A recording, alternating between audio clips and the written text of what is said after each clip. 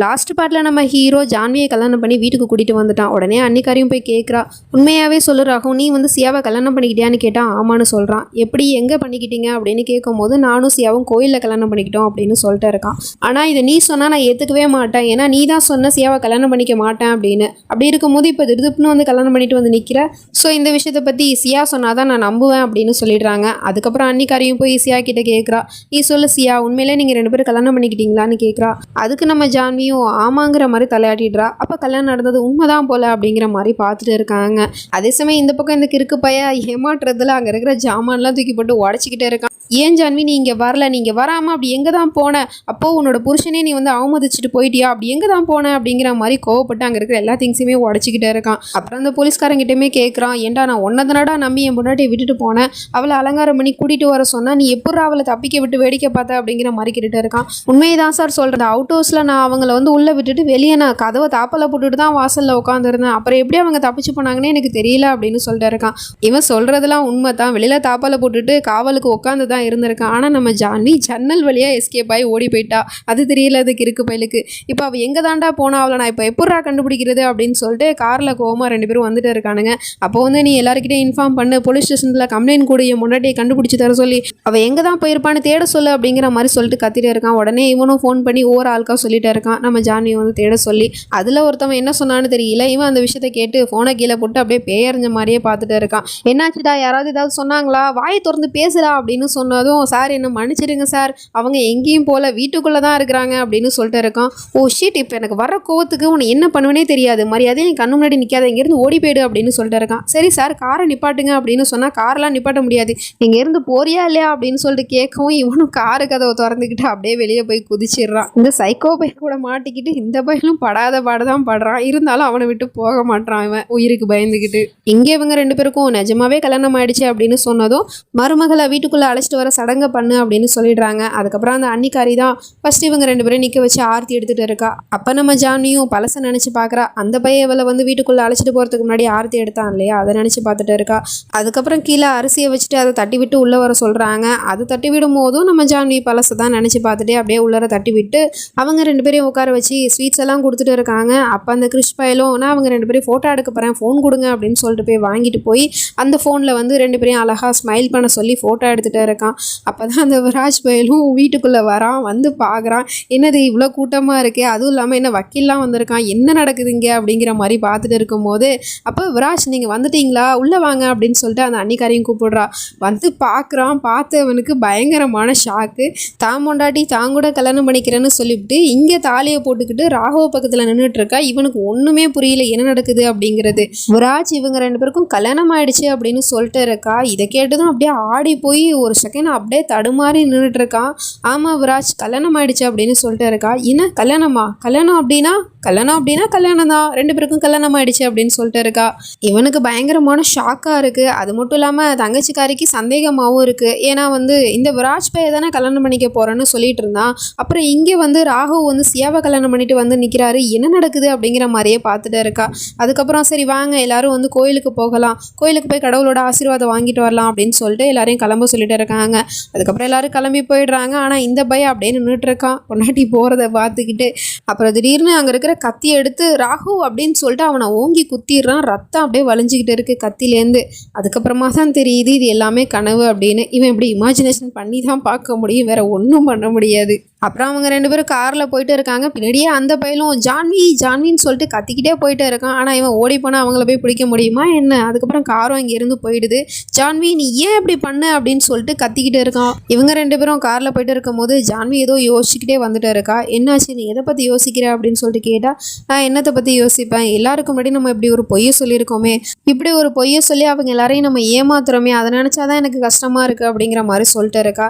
ஆமாம் சியா, நம்ம பொய் தான் சொல்லியிருக்கோம், இல்லைன்னு சொல்லலை. ஆனால் என்ன பண்ணுறது, அந்த விராஜ்கிட்டேருந்து என்னோடய ஃபேமிலியும் காப்பாற்றணும், அப்புறம் உன்னையும் காப்பாற்றணும், அதுக்காக தானே நம்ம இந்த முடிவு எடுத்தோம், அப்புறம் எதுக்காக நீ இப்படி யோசிச்சுட்டு இருக்க அப்படின்னு சொல்லிட்டு இருக்கான்.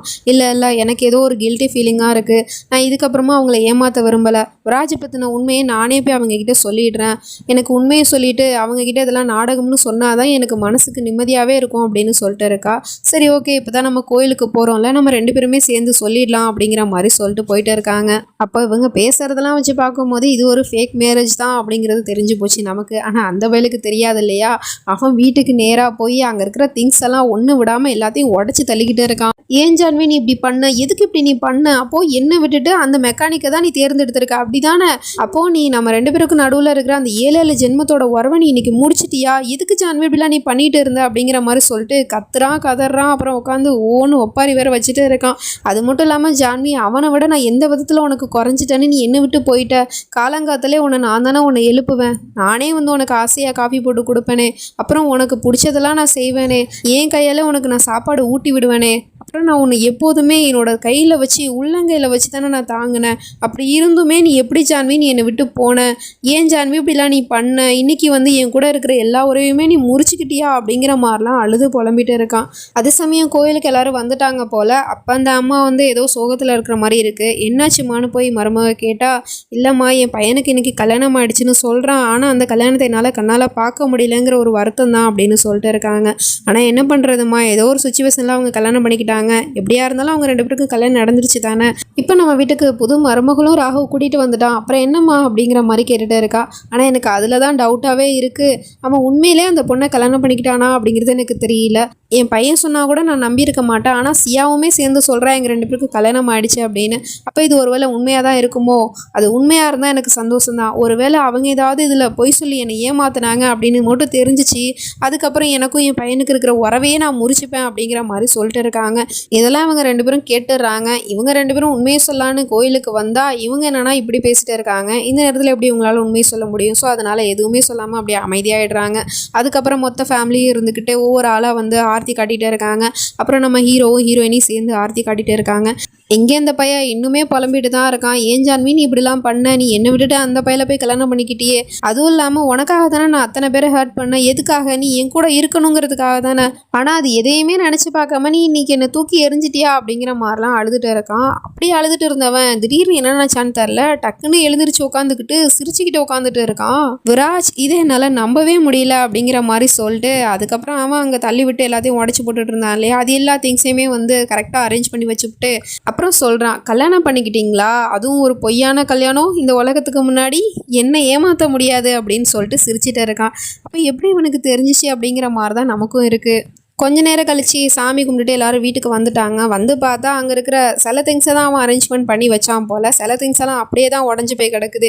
இதை பார்த்துட்டு இவங்க எல்லாரும் ஷாக் ஆகிட்டு, என்னது இது யார் பண்ணியிருப்பா, ஏன் இந்த வீடு இப்படி கிடக்கு அப்படிங்கிற மாதிரி கேட்டுட்டு இருக்காங்க. அப்போ மருமகளும், வீட்டில் தான் யாருமே இல்லை, நம்ம எல்லாரும் தான் கோயிலுக்கு போயிட்டோமே, ஆமாம் மறந்துட்டேன், விராஜ் வீட்டில் தான் இருந்தான், அவன் நம்ம கூட கோயிலுக்கு வரல, ஒருவேளை அவன் தான் பண்ணியிருப்பானோ அப்படிங்கிற மாதிரி சொல்லிட்டு இருக்கா. அதுக்கப்புறம் இந்த அம்மாவும் விராஜ் அதை பண்ணா அப்படின்னு சொல்லிட்டு விராஜ்னு சொல்லிட்டு மாடியை பார்த்து கத்திட்டு இருக்காங்க. ஆனால் அந்த பையன் வாசல்லேருந்து வெளியே வரான், நான் இங்கே இருக்கேன் அப்படின்னு சொல்லிட்டு.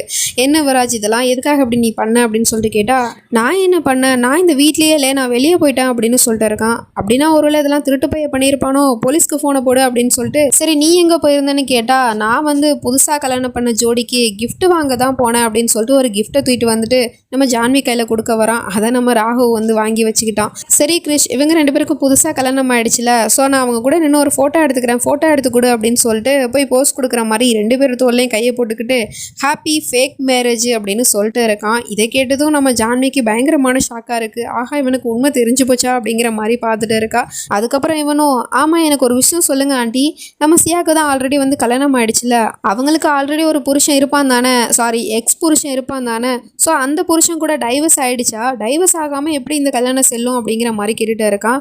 ஆமாம் இல்லை நான் இதை பற்றி யோசிக்கவே இல்லை, டைவர்ஸ் வாங்கலை அப்படிங்கும் போது கல்யாணமும் செல்லாது தான். ராகு இந்த விஷயம் உனக்கு தெரியாதா, நீ எப்படி சியாக்கு டைவர்ஸ் ஆகாமல் அவளை நீ கல்யாணம் பண்ணிக்கலாம், இப்போ நீ கல்யாணம் பண்ணிக்கிட்ட அப்படிங்கிறத நாங்கள் ஏற்றுக்கிட்டாலுமே இந்த உலகம் உங்கள் கல்யாணத்தை ஏற்றுக்காதுப்பா அப்படிங்கிற மாதிரி சொல்லிட்டு இருக்காங்க. அது மட்டும் இல்லாமல் நம்ம சியா கிட்டேயுமே கேட்குறாங்க, ஏமா சியா உனக்கு உன் புருஷன் கூட டைவர்ஸ் ஆகிடுச்சான்னு கேட்டால் அவளும் இல்லைன்னு தலையாடிட்டு இருக்கா.